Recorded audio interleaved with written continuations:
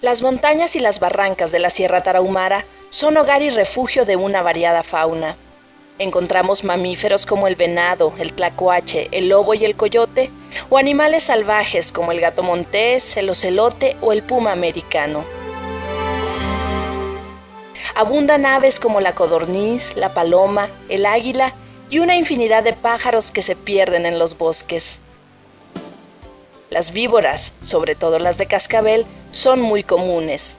No así el oso gris, que ha desaparecido de estos parajes.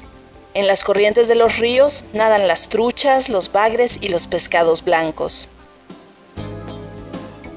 Muchos de estos animales se utilizan como alimento, sobre todo especies menores como el conejo, el chichimoco, la ardilla, el ratón y la tortuga.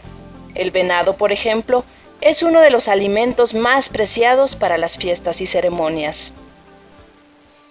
Con las pieles de algunos animales se hacen instrumentos musicales y con las pezuñas cascabeles para las prendas ceremoniales. Algunos reptiles sirven para elaborar remedios medicinales. Todo es parte de la naturaleza que Onorúame Ejerúame, Dios Padre Madre, les ha entregado.